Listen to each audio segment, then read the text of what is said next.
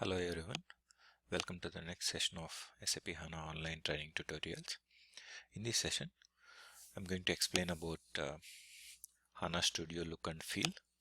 So in the last session, I've explained how the welcome screen looks like and what are the different perspectives we have, and I've given complete details about the modeler perspective, which is going to be the main one for our course, and what are the different modeling objects we can create. What's the difference between those modeling objects with examples. So in this session, we'll cover the other important perspectives like administration console and the developer perspective. The other perspective is a BW modeling tools, and we'll also see what are the different options we have got in a quick launch screen. So first we'll start with our quick launch screen, which is our main priority, and then we'll look into administration console perspective, then we'll look at developer perspective, and then BW modeling tools. Okay, so now let's get into our system and see how the quick launch screen looks like. Okay, so this is the quick launch screen. So in the quick launch screen, you have got different options. Let me minimize all these things so that we get better look. Okay, so now before you do any operations or before you use any options you have in quick launch screen, make sure you have got the correct system in which you want to perform that action here. So you can see selected system and username, right? This is very useful when you have more than one system added in your HANA Studio, because when you are working in a real-time project, most of the times you are going to have 3-4 systems added here, 3-4 systems, and then same system, different users. So make sure you are in a proper system with proper user credentials, then only you can go ahead and start all these things. So if you want to change the credentials here, click on this select system, and then you will get all the list of connections you have got here. So select that, select the required connection, click on OK. Now that particular system is selected. Now you can go ahead and create, or you can go ahead and use all the options you have got here. So let's look at a new. So all these are modeling objects we discussed, right? Package, attribute view, analytic view, calculation view, analytic privilege, procedure, decision tables. And these are the operations you can do on content. So content is nothing but our modeling objects. So what are the operations you can do? The first one is validation. So if you want to validate any modeling objects you have created, you can click on this validate, and then you can select what are the objects you want to validate. So you can select entire package, so which means it takes all the modeling objects that are under that package. So the advantage with this option is this is for mass operation. See, I can always go to my package, and then I can open any attribute view, and I can use this option to validate, save and validate. Or if you want to activate, you can use the next green arrow mark. But this is for one particular object. Let's say you want to validate 15 objects. So you have to manually get into each object and then validate again, close, open one more object and validate. Instead of doing that, you can use the validate option you have here to validate entire package, or to validate maybe 100 models also at single shot. So almost all the operations you have here are all for mass operations. If you want to do same operation on more number of objects at one time, then you can use this. Okay, in the same way, activate also. So if you want to activate multiple objects at one time, you can use this option. So when you click on activate, it will only show you inactive objects, because there is no point of activating the already active objects. So it only shows you the inactive objects you have created in the system. Then you can choose that inactive object and click on activate. It will activate that object. So that is about activate. Redeployment. So redeployment is nothing but reactivating the object. So you are trying to activate an object which is already in active state. Usually when you when we do this kind of operation is when you move objects from one package to other package in the same system, or you know when you change some settings. So in such cases you do the redeployment, or when you see some inconsistencies option, you can also do the redeployment. Okay, now mask copy. So mask copy is used if you want to copy objects from one package to other package. Let's say you have got all the objects in ABC package and you want to move it to DEF package. So in that case you can use this mask copy. So in this what you have to do is you have to specify what is your source package name and what is your target package name. So let's say I want to move my objects from eFashion demo to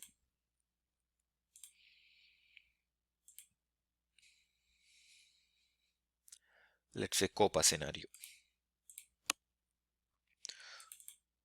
So once you do this, you just have to click on next, and then so it says you have got 4 objects here. You can select what objects you want to copy and then add it to here. So by default it has assigned to Copa scenario here, see, and then click on next. So if it has any inconsistencies, it will show you here. So if you have a green tick mark, which means it doesn't have any inconsistencies. So click on finish. See, now it's completed successfully. Now you see you have got all these new copied objects. So now what you have to do is you have to activate these objects, because these are having the rhombus symbol. So select all those 4 objects, activate, and then you have got the same activate symbol here, activate screen. Even if you click this activate option here, you are going to get same option. So activate. See, now this is completed with warnings, which is fine. So now you can see that rhombus symbol has gone. So this is how you can move objects from one package to other package, and then you can activate those models. Then the next option is import. So this import and export are the main options when you want to move objects from one system to other system. Let's say you have created all the modeling objects in development. Now you want to move those models into quality system. So in such cases, you can export the objects from this system and then you can import into your test system. So it's like exporting. You can, if you want to export catalog objects, which are database objects, you have to go to SAP HANA and then select catalog objects. Or if you want to export modeling objects, go to SAP HANA content and select developer mode, click on next, and then you can select which package you want to export, or you can also select individual modeling objects you want to export, and then you have to give the target folder name. So this will be to your desktop. So you will export it to your desktop. Let's say you select your desktop and I'll say new folder.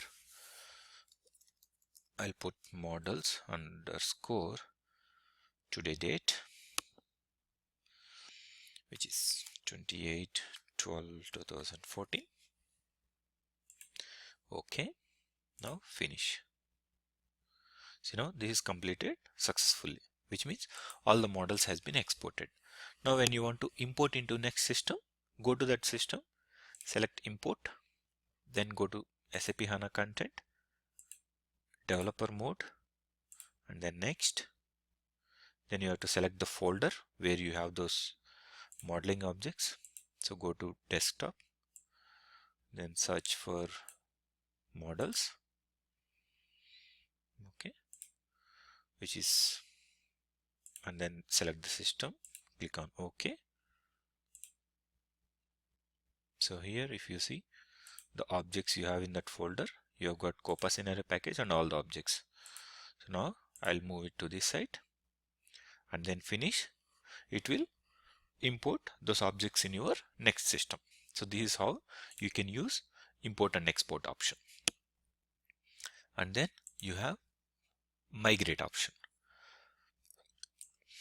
So migrate option is used when you want to make the modeling objects you have created into multi-language supporting objects.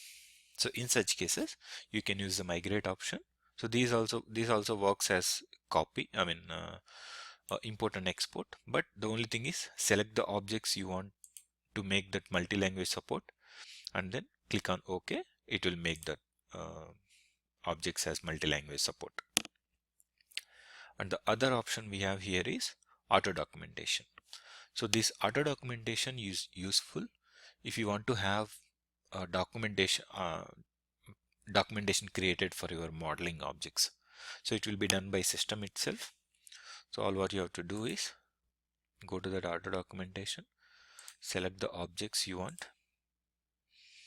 So if you want auto documentation for all these objects, I don't think so it will create auto documentation for inactive objects. So remove that object and that calculation view folder itself. So I need auto documentation for this.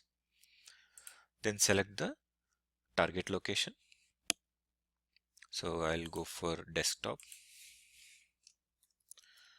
and then I'll just put documentation. Okay. And you can also see here document type is PDF. So by default you are going to get PDF. So now this is running. You can see the status here. It takes some time as we have almost 10 modeling objects for which it has to create auto documentation. So once it is done, you are going to get individual PDF document for each modeling object. So if you open that modeling object, it shows you what are the tables used in that and what are the joins used. If you have used more than one table, all those information. See, now it is completed successfully. So let's see how that looks.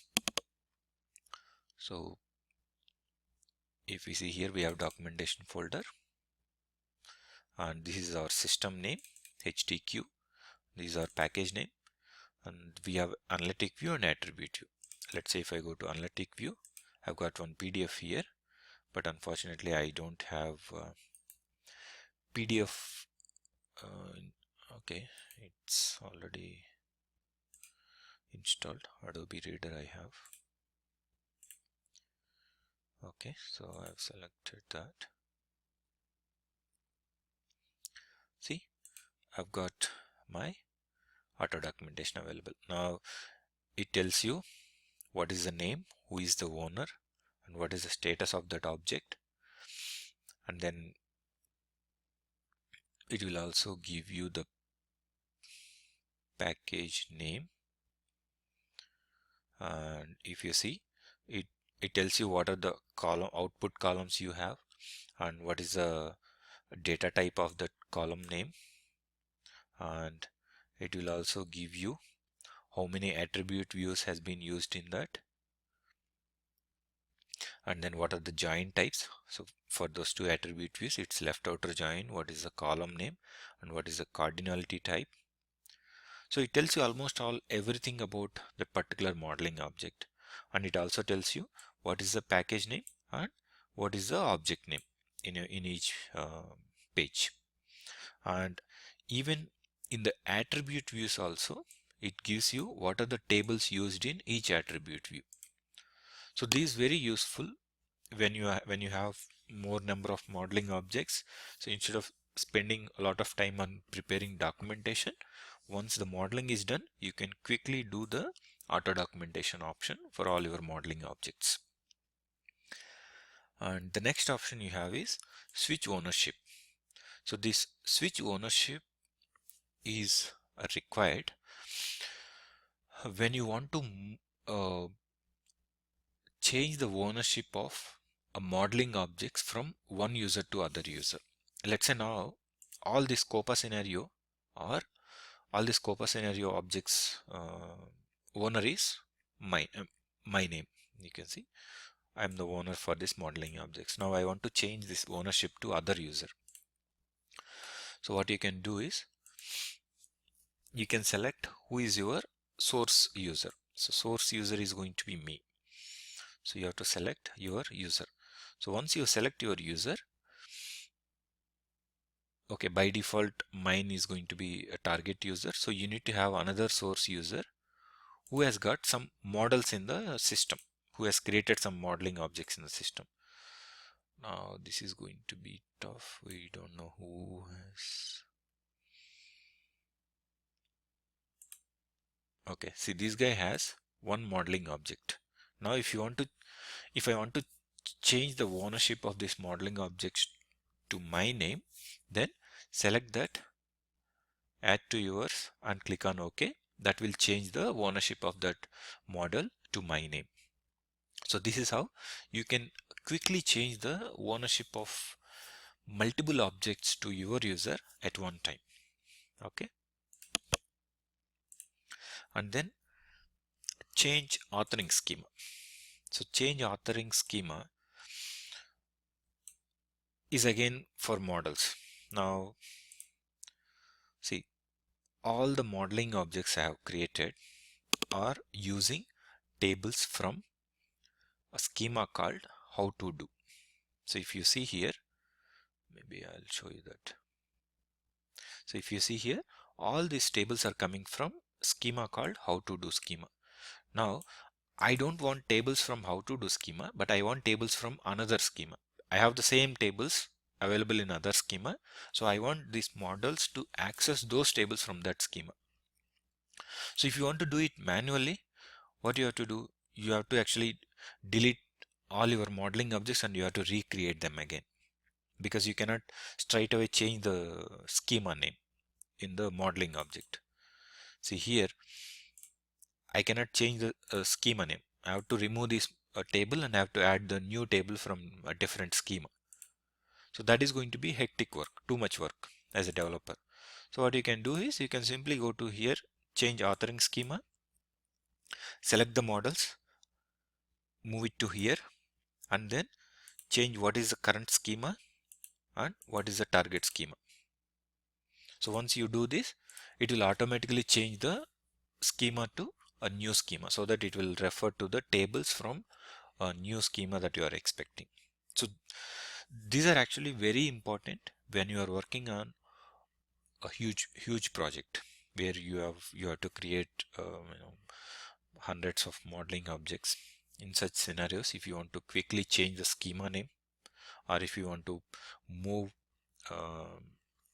owner of the objects from one user to other user, these will be very useful, and you need to have exact idea about what each option will do in a quick launch screen.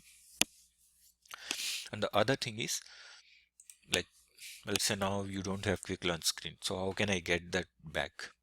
So if you want to get that back, you can go to help, and then you have an option for quick launch screen, so you can quickly get back the same screen that you want. Okay, so this is about the new and content. So we have another 3 sections here. One is setup, data, and help. So this setup is actually the properties of your HANA Studio. This is where you can change those properties. And the next one is configure import server. So this is actually useful when you are using ETL SAP data services to load the data, and source is ECC. So what we are basically doing here, like when you want to load data for any table into HANA, so what you are doing, first step, create the table in HANA. First you have to create a table definition in HANA, and then you go to data services, create the connections between your source and target, then you build the jobs and load the data. But as a first thing, you have to create tables manually in HANA. So that is fine when you have tables with 10 or 20 columns. Okay. What about if you have tables with 200, 300 columns? That will be a hectic job for a developer to get all the table definitions from source and then change the data types, then create tables in HANA system. SAP has given one additional option. When your source is ECC, okay, you can directly import the table definitions from source into HANA using data services as a middleware. So when you create the data store in data services, data store is nothing but connection to your source in data services. You can just give the data services a repository names here in the configure import server, and then you can import table definitions directly into HANA. Instead of recreating those tables manually, you can directly import those table definitions. So as a first step, you have to give your data services repository credentials here. Once it is done, you have to go to import, then SAP content, SAP HANA content. Here you have to go for selective import of metadata, then click on next.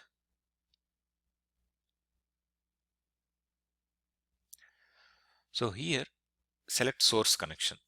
So whatever the source connections you see here, these are all the source connections that are created in data services with source as ECC. You see most of them are having ECC. Okay, then you can select, like let's say I want to select some, let's say Sundar underscore ECC. Then what you want to import, whether you want to import tables or you want to import extractors. So extractors are nothing but data sources. For now, let's go with tables. You can click on next, and then you can search for the table. Let's say VBAK, which is sales information in ECC. So just enter the table name here, click on this arrow mark. It starts searching for the table in source. It takes some time because in ECC you are going to have thousands of tables. So it takes some time to search the table name. Okay, so now we have got a lot of things with that name. So here we have got our actual table name, VBAK. Then click on add.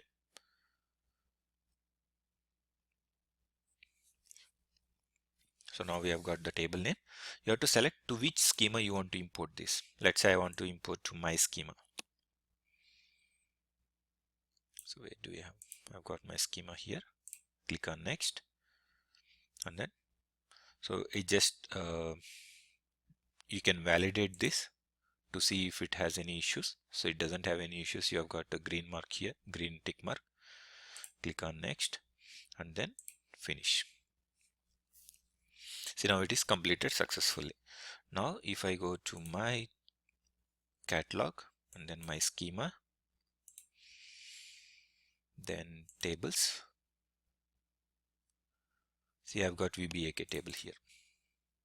If I open this, see this has got 137 columns, and I was able to just import this metadata in 2 to 3 minutes. If I have to create this table manually, I have to go to source, check what are all the columns I have and what are the data types for each column, and then copy those, again come here, create that. It takes 10 to 15 minutes. Then think about you have to create 100 tables. So that is where it actually saves so much time when you have ECC as a source and if you are using data services as an ETL tool. So that is the advantage with configure import server. And then a delivery unit. So these delivery units are useful when you are moving modeling objects from one system to other system. So earlier I explained you can use import and export option. So import and export option can be used if you are just exporting one package or two packages. Let's say you are exporting your complete project from one system to other system, or you are exporting only few modeling objects. So if you want to have proper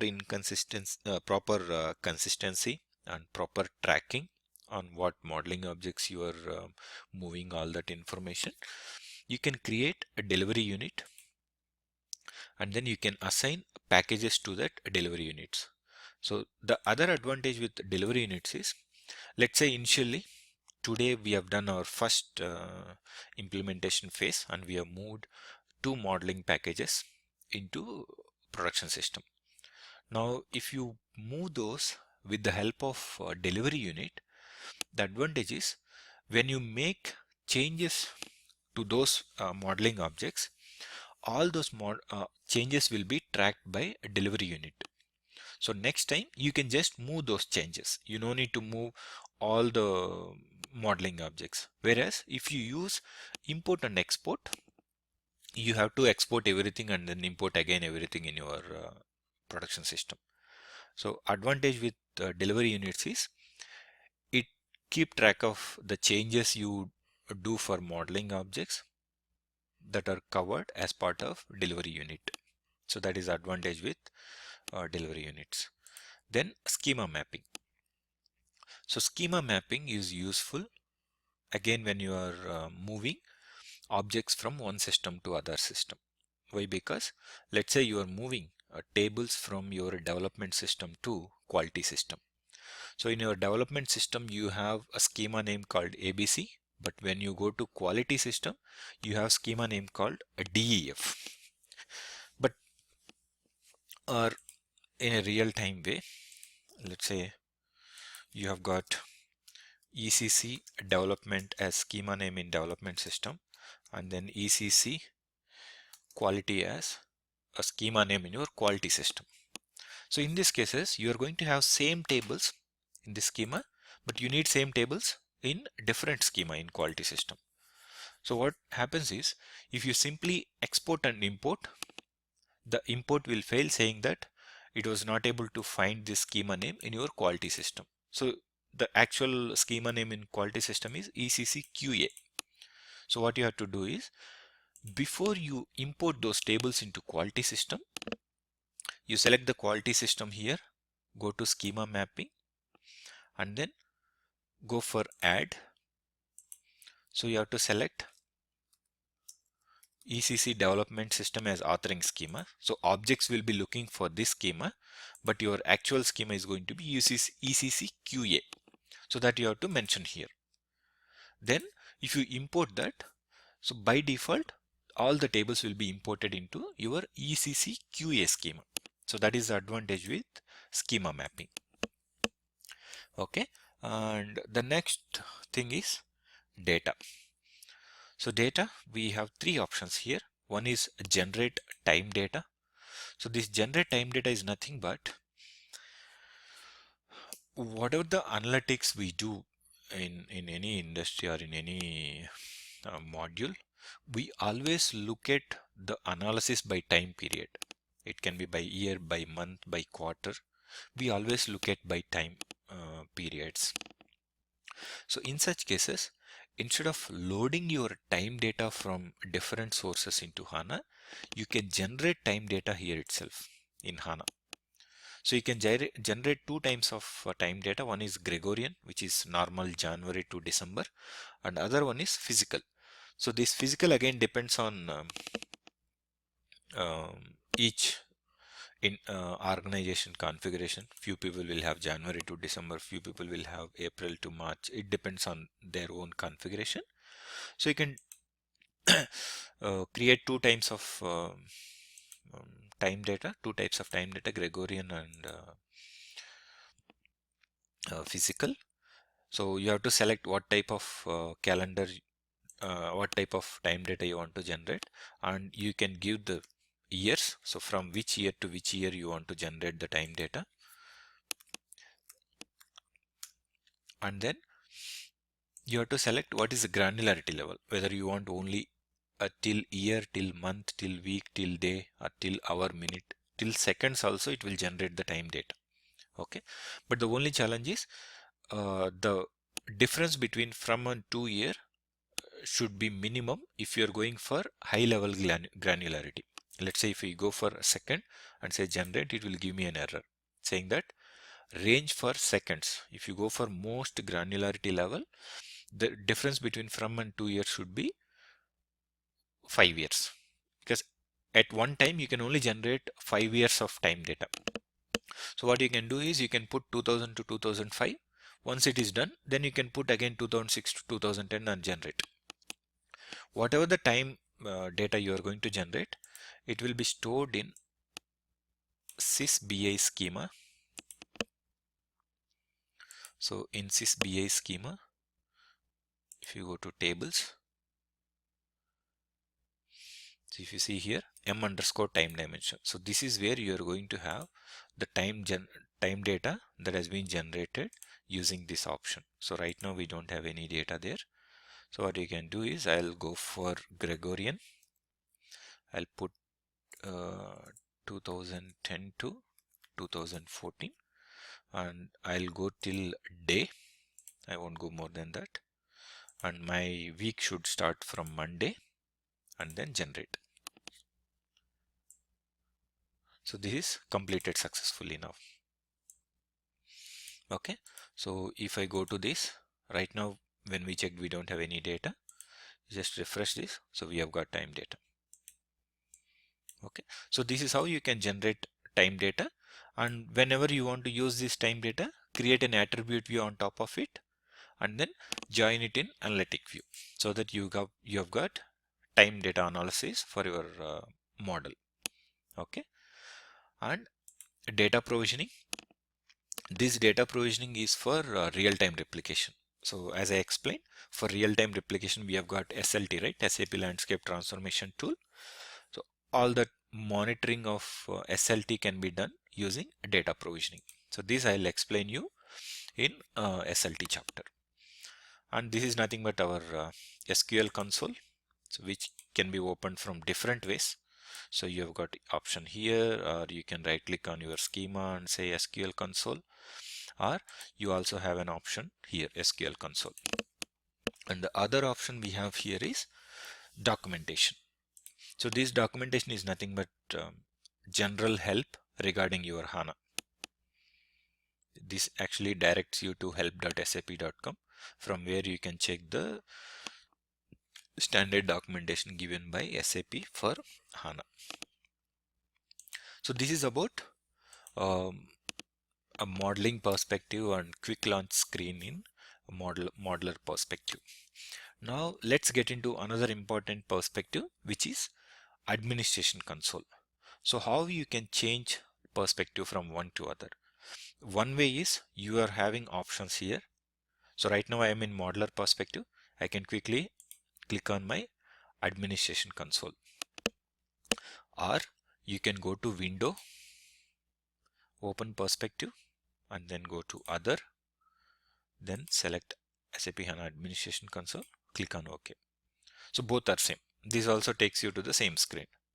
Okay, so now let's say I close this quick launch screen. I'm in administration console now. If you go to help, you don't see quick launch screen, because quick launch screen is only for modelers.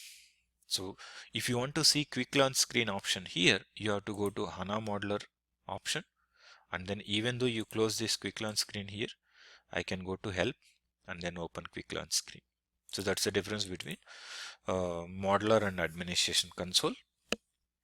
So in the administration console, we can actually monitor our database. So to see the monitoring screen of the database, right click on this system name. This is one way which gives you the administration console, or select this system and then you have this option. No, this option, sorry. So this is system monitor, this option, or you can go to this one, which is administration option. Okay, this will also take you to same screen. So this is the overview screen that you get a quick snapshot about your database, like what it is doing, all those options. So you have got, system usage, and then when it was started first time, when was the last restarted date, and then what is the current version of the system, and then what is the platform, like what is the operating system. So HANA can be only installed in, so say Linux enterprise server, and then who is the hardware manufacturer. So this has been built by Intel. So in the same way, you can also buy system from Dell, or you can also buy system from Cisco, or you can also buy system from IBM. So you are going to have a respective hardware manufacturer here. And then here you can see the quick snapshot, like what is the size of your HANA system. It's an 87 GB HANA system, which is small HANA system. And then what is the disk size for this? So it has around 500 GB disk base to take a backup of the system. Okay, and how many CPUs it has, what is the current usage of the CPUs, all the quick information you can see here. And you can also see the alerts. So you have 3 high priority alerts and 2 low priority alerts. If you want to see the description about those alerts, you can get into alerts section, alerts tab, and you can see the information about those alerts. As an administrator, you have to take proper respective action to get rid of those alerts. And that is about alerts. So now this overview. The next one is a landscape. So this will give you what are the different servers you have in your HANA database, and how those servers are performing, and what is the usage of each server. So you have all the information here. How much memory has been used by each different server, and what is the status of each server. Then alerts, and another important section is performance. So in this performance, you can see the threads that are currently running on the system and who is running. You're going to have that user information as well. So who is running, and then how much time, what is the thread details, you are going to have everything. And you also have sessions, so which says how many active sessions you have and how many inactive sessions you have. And you also have expensive statements trace. So you need to activate this. So you have to go to configure and activate that. So once you activate this, it will keep track of the expensive SQL statements that has run on the system. And in the same way, job progress, which means the jobs that are currently running in the system, you can see here. And you also have your diagnosis trace files information here, what are the trace files that has been generated, and you can see the details of each trace file also here. And most of the system configuration files can be seen here. So if you want to change any configurations, you can change here. Okay, so this is about administration console, and most of the times this will be handled by your HANA administrators. Okay, so and the next perspective is HANA developer, which is HANA development perspective. So if you click on this HANA development perspective, immediately you can see a views has been changed. See, you have got 3 different tabs here. Earlier we had only 1 tab systems, but now you have got repository, and you have got project explorer option, and you have got change manager option here. You have got problems, properties, and history. So based on the perspective you select, you get different options here, different views. So basically the developer perspective is for the people who will create JavaScripts or web applications using HANA Studio. So in such cases, the first step, you have to create your local repository for the same HANA system you have in system views, and then you can create multiple projects. So let's say I have created one project here, and once you have project, you can create different folders or files also you can create, or you can go for project, and then you can select what type of project you want to create, whether application development. Let's say I want to create access project, click on that, and then you give a name for that, test project. Okay, click on next, and this is going to be the repository that has to be used for this project. Done. Now you have got that project.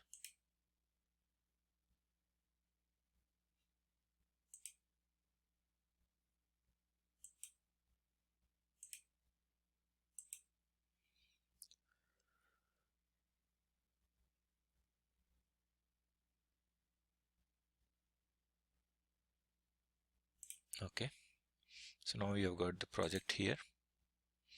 See, you have got all JavaScript resources. So you can create your new file under this. You can create a JavaScript file or OData file or JavaScript source file. So these are all for development options where you can build your web applications using Java code. And as you keep writing that Java code, you can debug that using debug options, or you can validate or activate the Java code and see the result of that. So all these options are only for development perspective. Okay. So the other additional perspective you get is a BW modeling. So as I explained, we can also use HANA as a database to the BW application, where that is named as SAP BW on HANA.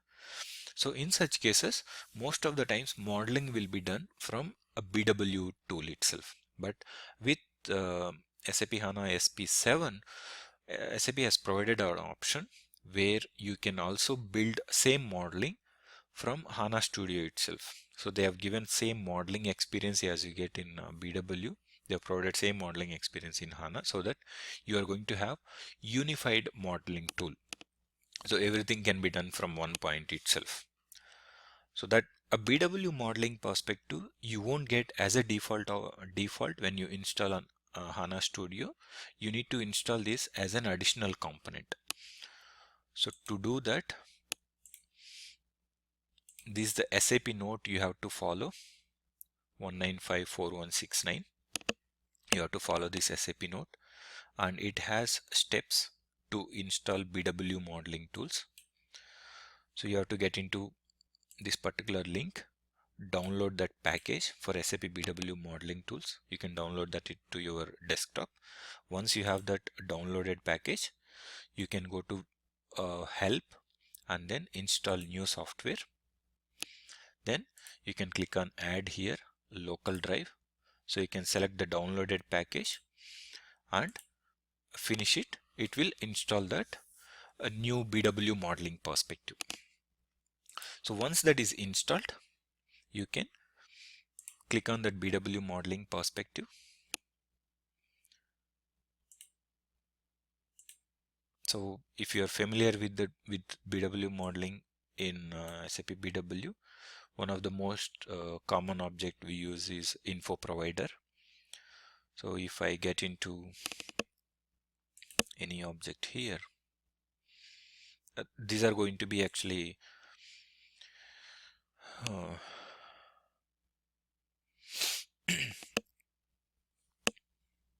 so these are all info areas.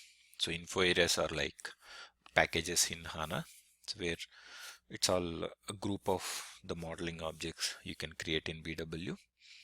So I just selected info area, then I'm going to info object, which is a basic modeling object in BW. So this is how the BW screen looks. So if you want to see that, so we have gone to Ravindra_IA and then info object, right?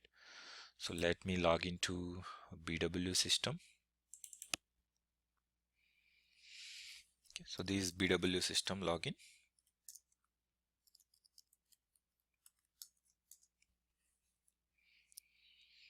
So to get into this modeling perspective here, we have to get into RSA1, which is modeling workbench. So we've gone to Ravindra_IA and then info object catalog. So this is the material ID info object we have opened there also. See, this also looks like same a UI that we have got in HANA Studio now. So same kind of modeling you can do from HANA Studio itself, so that you don't need to navigate between two different screens and two different systems. So you can directly do everything here itself. And even you can do RSA1 here. Same options you have got. See, I can get into same kind of modeling user interface. So this is about HANA Studio look and feel. What are the different perspectives we have and what are the different views we have based on the perspectives we select.